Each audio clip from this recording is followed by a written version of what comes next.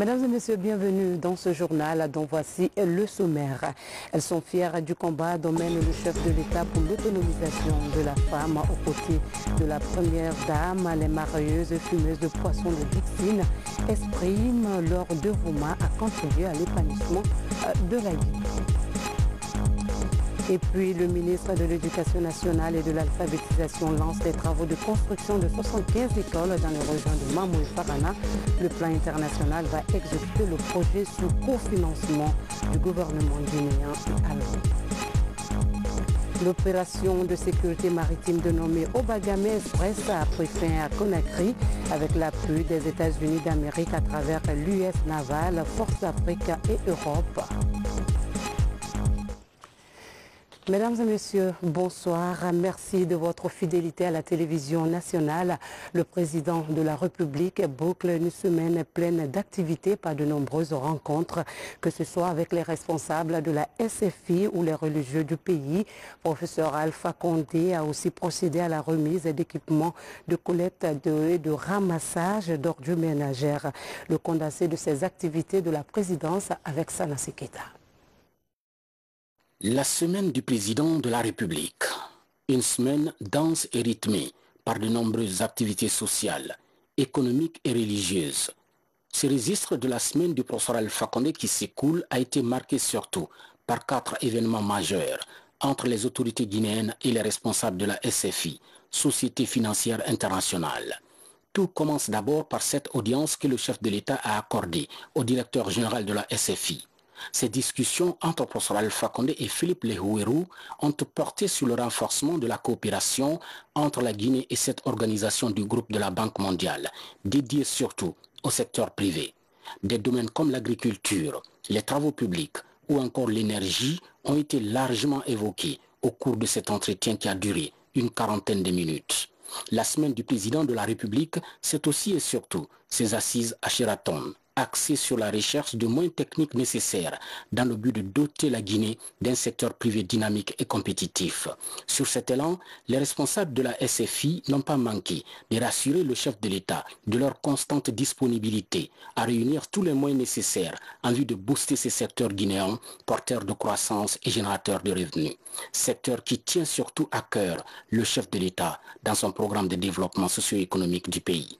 Dans cette trajectoire, le président Alpha Condé a remercié toutes ces personnalités de la SFI pour leur volonté sans cesse exprimée en faveur non seulement du soutien au secteur privé, mais également aux nombreux projets de développement du gouvernement, à l'image de l'énergie, secteur dans lequel le chef de l'État a fourni d'importants efforts considérables pour améliorer considérablement la desserte. D'où cette visite sur le site de Caleta et Swapeti. Le chef de l'État et le directeur général de la Société financière internationale ont entamé leur visite par le barrage hydroélectrique de Swapeti, en pleine construction. C'est une infrastructure hydroélectrique d'une capacité de 450 MW qui doit être remise aux autorités guinéennes par le génie créateur chinois, Trois Gorges, en 2020.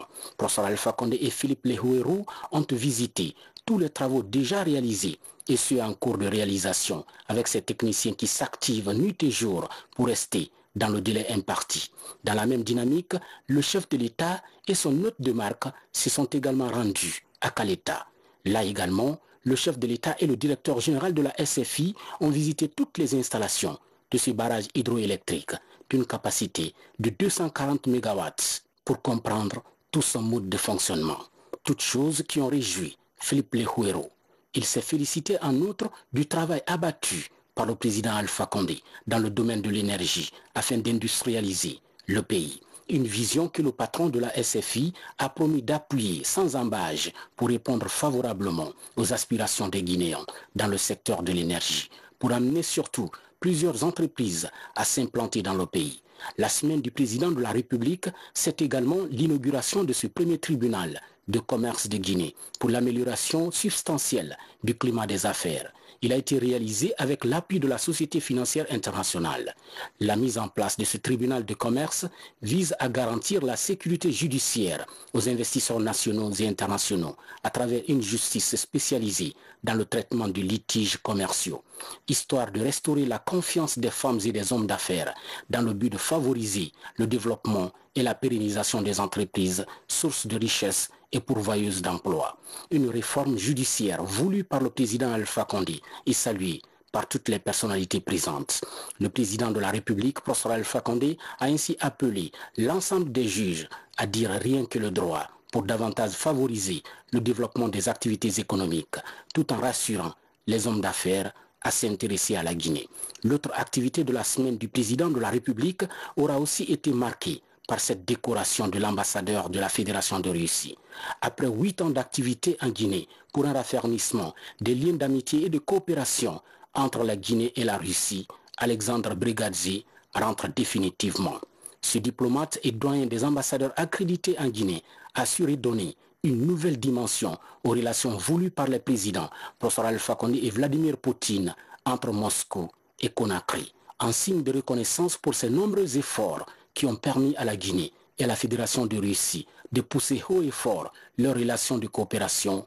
Alexandre Brigadze a été élevé au grade de commandeur de l'Ordre national du mérite de la République de Guinée par le chef de l'État. Au cours de cette semaine, le président de la République, professeur Alpha Condé, a présidé la remise officielle des équipements de ramassage et de collecte des ordures ménagères aux autorités guinéennes par la société Al-Bayrak. Ils sont composés de camions calabres, de bennes, de nettoyeurs et de bacs à ordures. Une manière pour cette grande société turque de contribuer à l'assainissement de la ville de Conakry. À l'Université générale Lansana Conté de Symphonia, étudiants, enseignants et autres personnalités sont venus massivement pour réserver un accueil chaleureux au chef de l'État. Une occasion mise à profit par les responsables universitaires de décerner au professeur Alpha Condé le titre de docteur honoris causa de l'Université générale Lansana Conté de Symphonia. Une immense joie pour le récipiendaire qui dit avoir reçu plusieurs distinctions honorifiques à travers le monde. Mais celle-ci l'a beaucoup plus touché parce que tout simplement, c'est l'université guinéenne. Ces étudiants se sont fortement réjouis de voir le président Alpha Condé recevoir cette grande distinction honorifique. L'agenda de la semaine du président de la République, c'est aussi cette journée nationale de concertation sur le Hajj. La cérémonie mobilise au Palais du Peuple plusieurs fidèles musulmans du pays sous la clairvoyance du chef de l'État. L'objectif étant de discuter sur les voies et moyens devant permettre désormais de mettre en place une véritable politique d'organisation du pèlerinage en Guinée. Politique qui consiste dans un premier temps à faire inscrire tous les fidèles musulmans du pays à partir de 7 régions naturelles. Une manière d'éviter les multiples déplacements des candidats au Hajj vers la ville de Conakry pour s'inscrire. L'ambition du président de la République pour ces journées nationales de concertation vise ainsi à se débarrasser de toutes les anciennes pratiques qui affectent le bon déroulement du Hajj pour les fidèles musulmans guinéens. Cette semaine du président de la République a été clôturée par 2 cas sociaux majeurs. Il s'agit de la mort de El Hadj Aboubakar Konté, imam ratib de la mosquée centrale de Bofa, et celle de Mamayawa Sandouno, point focal genre et équité des Nations Unies, en service au ministère de la Pêche. 2 décès qui ont fortement marqué professeur Alpha Condé pour venir prendre part au lever des corps de ces illustres disparus à la morgue de l'hôpital Ignace Dine. Ici, tout comme à Bofa, le chef de l'État a présenté ses condoléances, ainsi que celles du peuple de Guinée à la famille Sandouno et Camara, et partagé en même temps avec elle les douleurs qui les affligent. Restructuration au sein du parti RPG Arc-en-Ciel. Le siège du parti a servi de cadre à la validation de 103 sections scolaires et universitaires pour le chef de l'État qui a présidé la cérémonie. Les structures estudiantines doivent œuvrer pour la paix et favoriser le débat politique. Baba Kouyaté. C'est une mobilisation des sections scolaires et universitaires du RPG Arc-en-Ciel. Ce sont au total 103 sections, dont 78 à Conakry et 25 de l'intérieur du pays qui viennent valider leur bureau ce dimanche à Conakry. Au cours de cette rencontre, le coordinateur sortant a mis un accent particulier sur le rôle de ces structures avant d'annoncer la création prochaine d'une nouvelle coalition des cadres pour l'émergence du RPG Arc-en-Ciel. En 8 ans, nous assistons à une 3e validation des sections scolaires et universitaires, notamment en 2011, en 2013 et maintenant en 2019. La particularité de cette année est liée à une alternance et mutation politique, celle de céder le tapis à une nouvelle génération soudée, d'une même valeur d'idéologie politique, de conviction, de détermination et de volontariat collectif. Aujourd'hui, nous avons une base de données solide des jeunes cadres sortants des universités qui ont encore du mal à intégrer les structures organiques du parti. C'est pourquoi, pour éviter de perdre cette base et pour maintenir le cap, nous formulons la suggestion de mettre en place un mouvement associatif qui pourrait voir le jour dans les prochaines semaines, dénommé Coalition des cadres pour l'émergence du RPG Arc-en-Ciel. Le coordinateur entrant mesure les nouveaux défis et les tâches qui l'attendent et il s'engage à travailler pour la remobilisation et l'unification de la coordination. Projetons remobiliser un maximum d'élèves et étudiants à soutenir les actions du président de la République, le professeur Alpha Condé.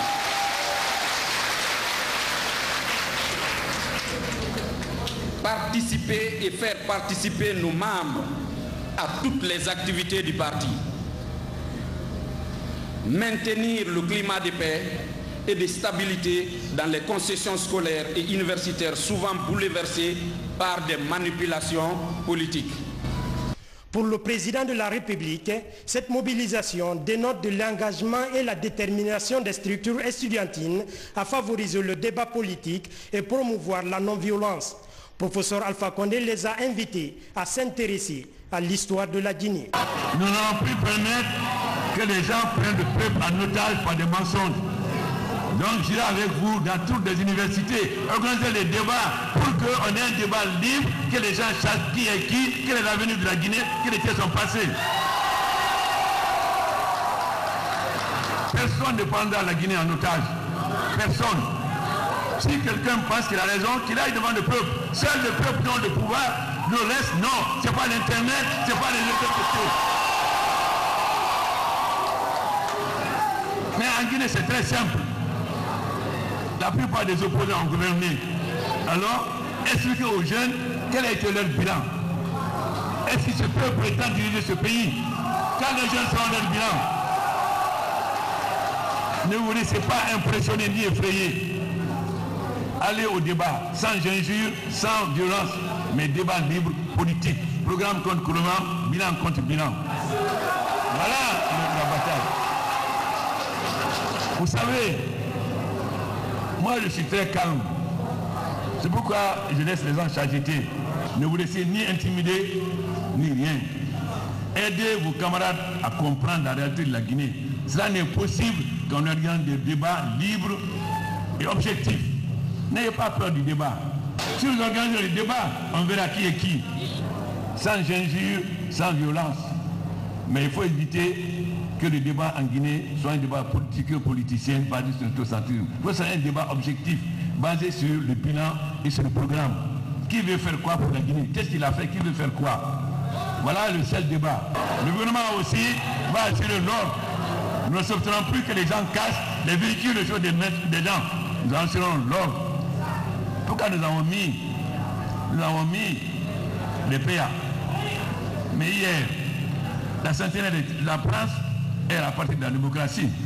Mais hier, les sentinelles ne protégeaient-elles pas des bâtiments publics? Alors, donc un État se doit de protéger ses citoyens et leurs biens. Tout débat est libre, mais ton droit ne piétine pas le droit de l'autre. Personne ne fera plus de manifestations pour casser. On sera là, l'État sera là pour faire face. À travers cette cérémonie, les 103 sections ont été validées par le secrétaire général de la jeunesse. Les désormais anciens membres de la coordination ambitionnent de créer et faire émerger la coalition des cadres pour l'émergence du RPG Arc-en-Ciel dans les prochains jours. Les femmes mareyeuses et fumeuses de poissons de Dixine adhèrent à la politique d'autonomisation de la femme initiée par le chef de l'État.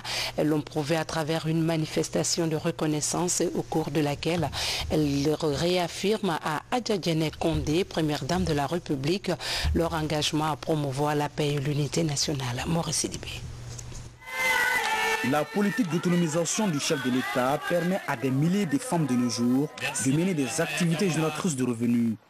Lors de cette mobilisation de soutien, elle démontre à la première dame de la République leur savoir-faire dans les domaines de la teinture, de la saponification et du fumage de poissons. Le 8 mars est une date importante mais nous les femmes nous avons décidé de prendre possession de tout le mois de mars et de faire carrément une prolongation de cette journée festive pour justement rappeler la place de la femme. Et c'est vrai qu'il y a eu beaucoup d'investissements pour les femmes en République de Guinée ces dernières années et c'est le lieu de remercier le président de la République pour les efforts qu'il fait pour justement faire évoluer la condition de vie de ces femmes. Aujourd'hui, les femmes de Dixine, parmi eux, surtout le maillot institutionnel, ils sont devenus millionnaires grâce à la politique du professeur Alpha Condé. Parce que le professeur Alpha Condé, il a dit que je donne mon mandat à les femmes et les jeunes. Donc c'est ça que les femmes de l'Andrea ont en train de prouver aujourd'hui par la joie. À travers cette manifestation, ces femmes marieuses et fumeuses expriment leur détermination à œuvrer pour la préservation de la cohésion sociale dans la commune de Dixine. Le groupement canottéen des femmes fumeuses et marieuses de la pêche artisanale de l'Andrea, il a toujours sollicité auprès des autorités la construction d'un centre de fumage à l'instar des autres ports de la pêche de notre capitale. Notre groupement invite tout un chacun à se mobiliser autour des idéaux pour notre cher président, le professeur Alpha Condé, pour renforcer les liens de notre tissu social, consolider l'harmonie entre tous les Guinéens et soutenir son programme de développement socio-économique. Je suis habitante de l'Andrea et je ne pouvais pas manquer à l'appel des femmes. Je suis très fière d'être à l'Andrea et fière des femmes marieuses de l'Andrea. Je les observe de ma cour, tout ce qu'elles font, les fumeuses. Un grand merci aux femmes marieuses, fumeuses de l'Andrea. Je suis avec vous. J'ai entendu votre cri de cœur. Je vous soutiens pour que vous ayez votre salle de fumage. Un rendez-vous festif et de reconnaissance initié par l'Agence guinéenne des spectacles. Des pas de danse sont esquissés par des troupes artistiques qui traduisent les richesses du folklore de notre riche patrimoine culturel guinéen. Promotion de l'emploi, remise de financement aux jeunes porteurs de projets de Mafanko, c'est dans la commune de Matam. Le montant servira à la mise en place d'un centre de prestation de services et d'un pressing moderne. Un acte qui traduit la volonté du chef de l'État de lutter contre le chômage et le sous-emploi des jeunes. Fatoumata Diallo. Environ 60% des jeunes dont l'âge varie entre 25 et 30 ans sont touchés par le chômage ou le sous-emploi. Ce, malgré les efforts du gouvernement guinéen et ses partenaires au développement. Pour accompagner les jeunes et réduire le taux de chômage, le ministère de la Jeunesse et de l'Emploi des jeunes met à disposition le financement de 2 projets générateurs d'emplois. Il y a 2 projets, un projet de pressing moderne et un projet de centre de prestation.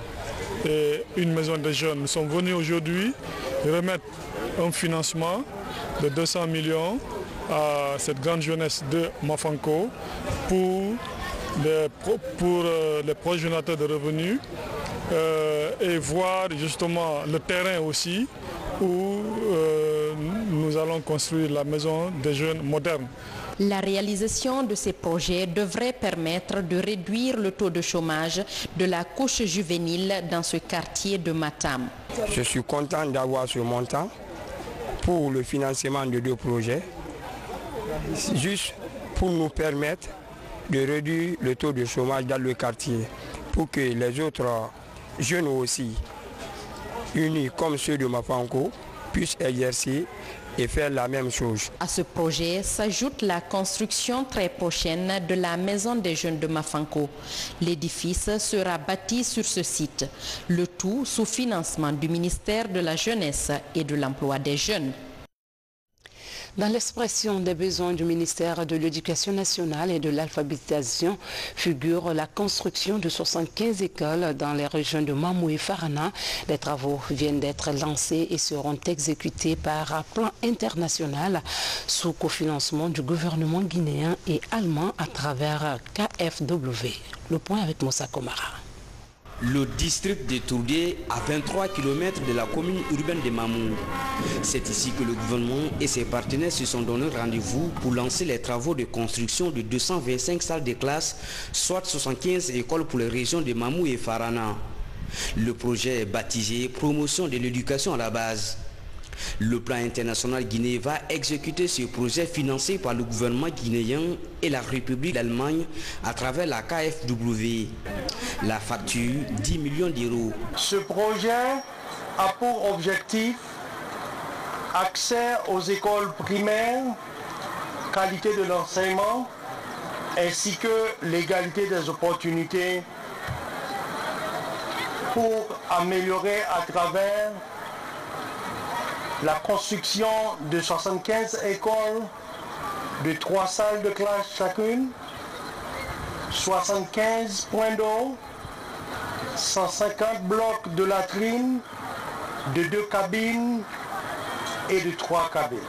Dans sa mise en œuvre, 30 écoles seront construites dans les préfectures de Mamou et Farana et 15 à Kissidougou pour une durée de 33 mois. Toutes ces écoles seront dotées de manuels scolaires avant l'ouverture prochaine des classes. Nous estimons que ce programme améliorera l'accès à l'éducation de base pour au minimum 10 000 élèves. L'Allemagne s'engage à accompagner tout ce processus en exploitant des synergies entre les interventions de la coopération financière, surtout des infrastructures, et la coopération technique qui vise à améliorer le cadre stratégique, accompagner l'État dans la formation des enseignants et dans l'introduction des approches innovantes d'enseignement. L'objectif pour le gouvernement est de faciliter l'accès à l'éducation pour tous. Le ministre de l'Éducation nationale salue l'effort des partenaires et promet d'affecter dans ces écoles des enseignants de qualité. Pour ma part, je voudrais rassurer les heureux donateurs que mon département ne ménagera aucun effort pour préserver ses acquis en rendant les salles de classe fonctionnelles par la mise à disposition d'enseignants qualifiés et en nombre suffisant.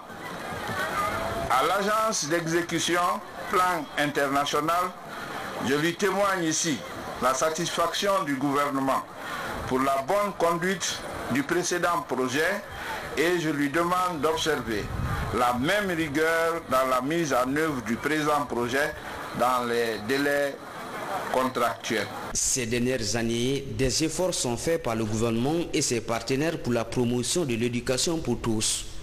La coopération allemande, par exemple, a réalisé 423 salles de classe dans la région de Farana. Toujours dans l'actualité nationale, les défis dans la région de Farana ont été pris en compte dans le plan régional de développement économique et social. Les populations à la base ont apprécié la campagne de vulgarisation du plan national de développement économique et social inscrit sur le plan régional. Maïmouna Bella Diallo pour en savoir un peu plus. Avec une population estimée à plus d'1,094,000 habitants, la région de Farana est confrontée à d'énormes difficultés, entre autres la destruction de l'environnement, la délinquance juvénile, les conflits entre agriculteurs et éleveurs. Pour surmonter ces difficultés, les populations à la base accueillent à bras ouverts la mission du ministère du Plan et du Développement économique. Une mission dont l'objectif est d'expliquer le contenu du plan national de développement économique et social. Nous sommes fondamentalement dans le PNDS. Parce que déjà, le PAI de Sané, nous avons proposé 3 actions. Il y a la construction du bureau de la CR, il y a le hangar qui est déjà existant à Sangado, qu'on veut faire des baraques autour du hangar, et un poste de santé. Et nous citons la vulgarisation dans le CRD à notre retour. Avec tous les projets d'électrification de chef de l'État, sous peu, ça, ce sera en œuvre. On connaîtra l'électricité permanente.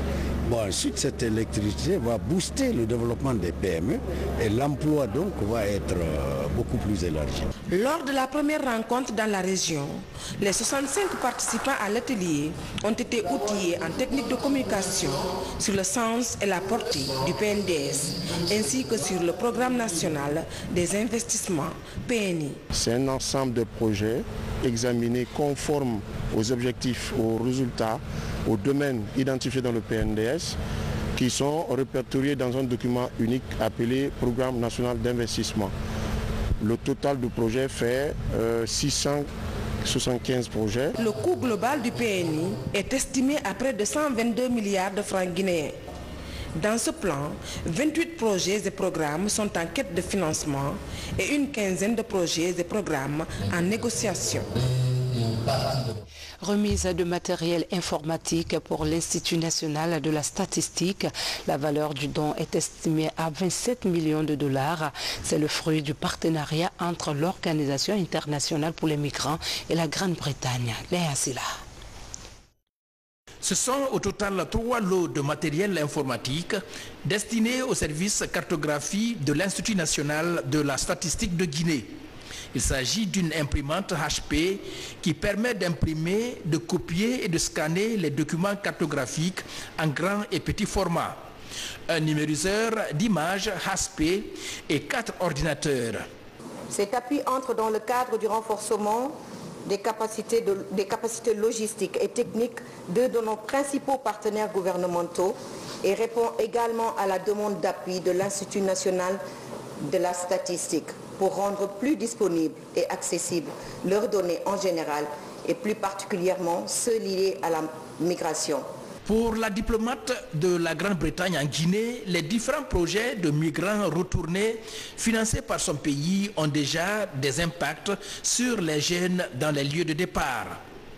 Nous espérons bien sûr que cette situation sur la migration n'existera pas dans quelques années et que le matériel, l'équipement que nous donnons à l'Institut aura tout autre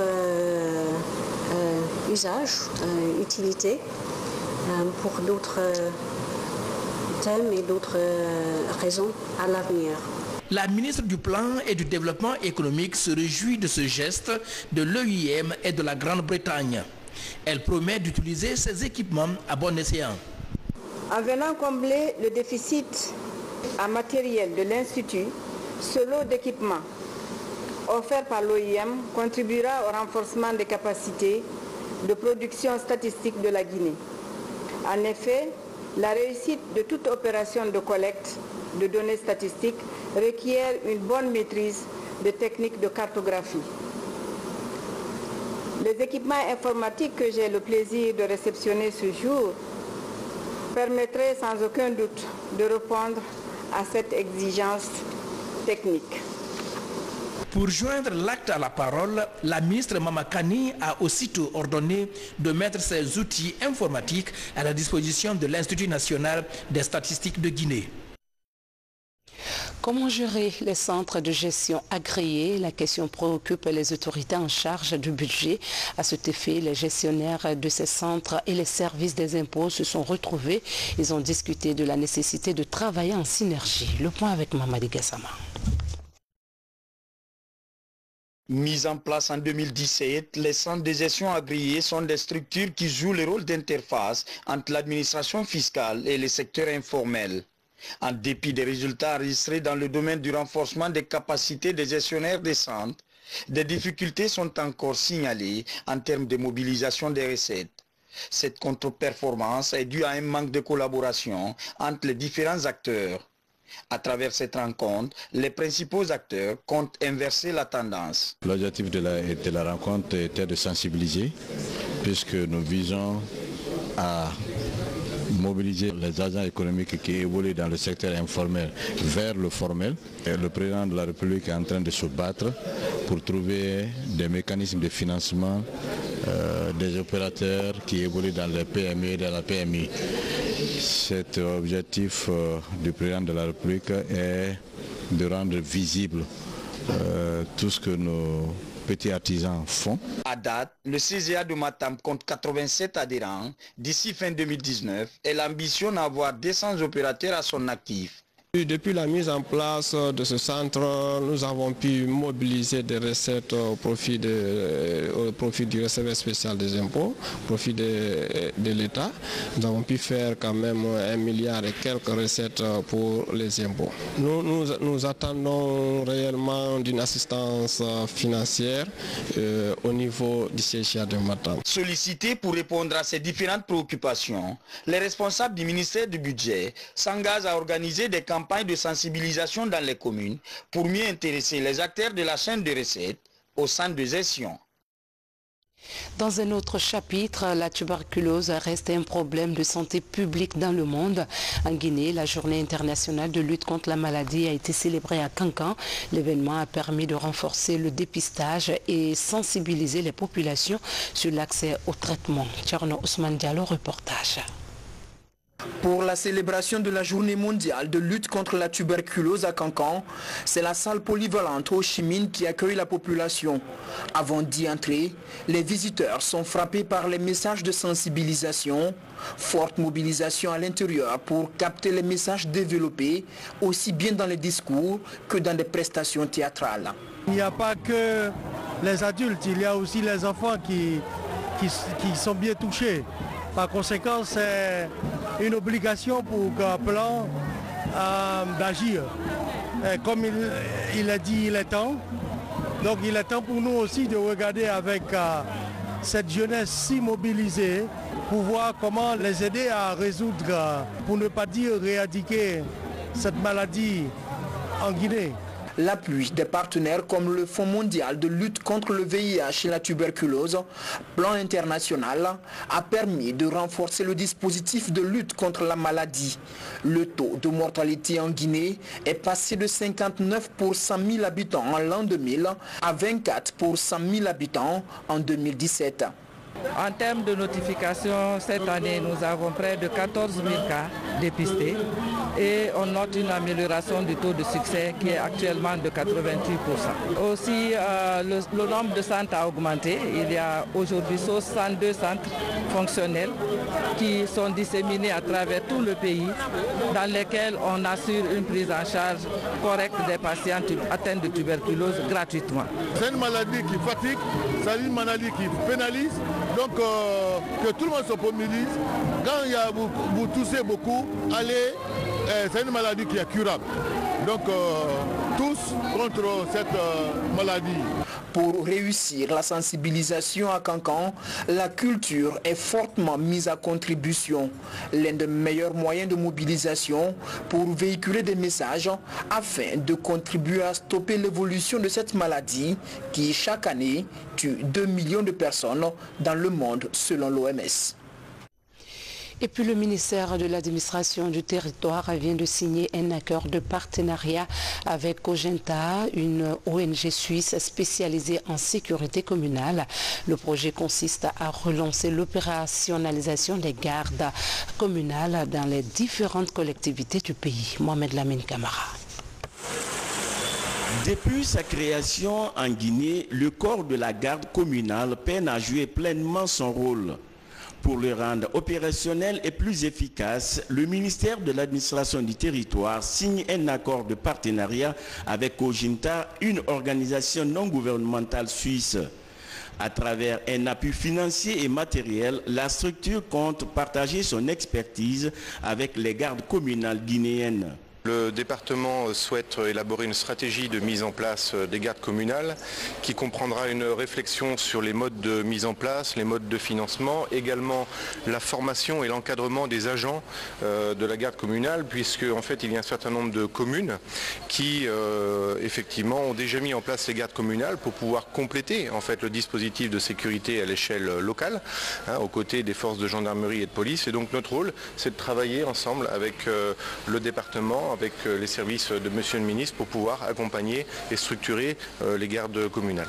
À travers cette signature de convention, le ministère de l'administration du territoire va désormais travailler conjointement avec l'ONG Kojunta pour la mise en œuvre effective du Conseil local de sécurité et de préservation de la délinquance dans les municipalités. Notre partenaire en la circonstance Kojunta est donc présent sur le terrain avec nous pour l'effectivité, n'est-ce pas, des rendements de cette garde communale.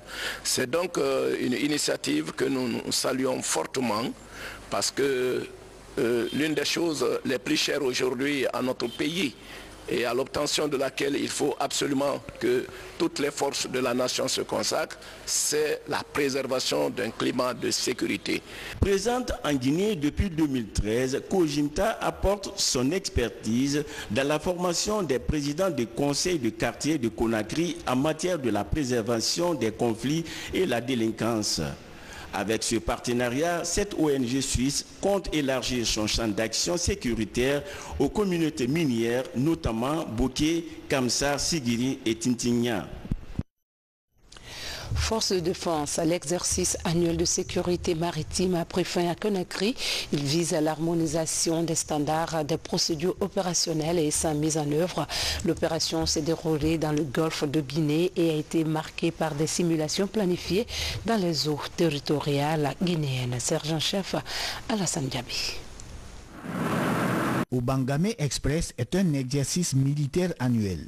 Il se déroule dans le golfe de Guinée. Objectif, renforcer les capacités de ces pays pour lutter efficacement contre les menaces maritimes afin de promouvoir le développement de l'économie bleue. En Guinée, la campagne a été lancée à la préfecture maritime et a duré 3 jours. 4 exercices ont été simulés autour des thèmes relatifs au trafic illicite en mer. Nous avons commencé par la recherche et le sauvetage en mer. Nous avons fait la pêche illicite. Nous avons fait la piraterie, nous avons fait le traquex. Nous avons fait tous ces exercices en collaboration avec beaucoup d'administrations, la pêche, le ministère des Transports, la gendarmerie maritime, les antidrogues, pour échanger d'expériences. L'opération s'est très bien passée à partir du moment que ça a été qualifié par les coopérants qui ont dit que tout s'est très bien passé.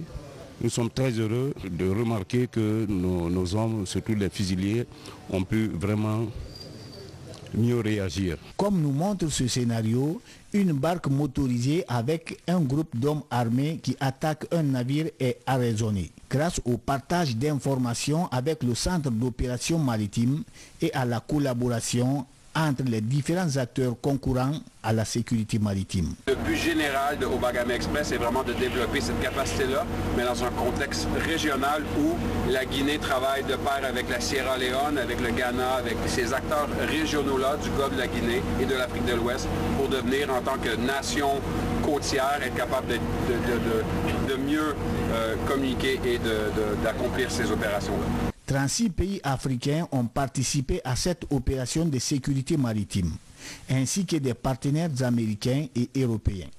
La Guinée, située dans la zone F, est à sa 3e participation à cette campagne. Guinée en bref, entretien et maintenance des panneaux solaires. Les travaux ont été lancés dans la ville de Kissidougou pour que l'éclairage des espaces routiers publics fonctionne de façon efficiente. Les autorités communales optent pour le contrôle, le nettoyage et les entretiens réguliers des panneaux. C'est l'un des éléments de l'actualité nationale condensé par Younous Atawel Kamara. Le tribunal criminel de Kindia siège en audience foraine dans la préfecture de Télimélé. Pendant plusieurs jours, des personnes poursuivies par la justice ont été interrogées sur des cas de crimes graves, notamment l'assassinat, le viol et l'incendie volontaire. La justice doit démontrer aux populations du ressort de Kindia qu'elle est là pour vraiment sauvegarder leurs intérêts, sauvegarder les intérêts des victimes. C'est cette justice dont l'État a besoin. C'est cette justice que veut le gouvernement, veut monsieur le Président de la République. Ce n'est pas une autre justice. Et c'est dans cette dynamique que nous sommes inscrits. Pour donner l'éclairage public à la population guinéenne, le gouvernement du professeur Alpha Condé a doté l'ensemble des communes rurales et urbaines du pays de lampadaires solaires. Faute d'entretien, la plupart de ces lampadaires se sont éteints. Pour remettre en bon état ces éclairages publics, les nouvelles autorités communales de Kissédougou lancent les travaux d'entretien de ces équipements solaires. On a eu à travailler sur 5 lampadaires. Parmi ces 5 lampadaires, c'est 3 qu'on a pu vraiment nettoyer et dépanner. Il y avait un problème de batterie qui était sur l'autre. On a acheté 2 batteries pour mettre sur ça, pour que ça puisse vraiment s'allumer. C'est ce lampadaire qui est là comme ça, qui s'allume normalement. Dans la région administrative de Boké, plus de 1000 jeunes et femmes ont bénéficié d'une formation en technique de montage de projets. À la recherche de financement pour le démarrage de leurs activités, ces jeunes entrepreneurs, au cours de cette rencontre, présentent leurs projets aux partenaires techniques et financiers du pays. C'est une initiative du cabinet Pride Formation en vue de lutter contre le chômage à Boké.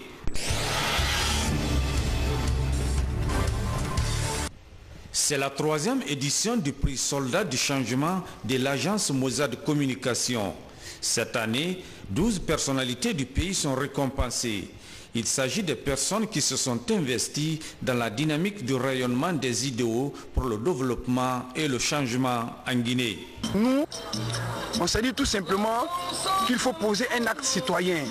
C'est lui de faire en sorte que toutes ces personnalités qui s'investissent nuit et jour pour le développement de ce pays, qui s'investissent pour que ce pays règne dans la paix, soient connus.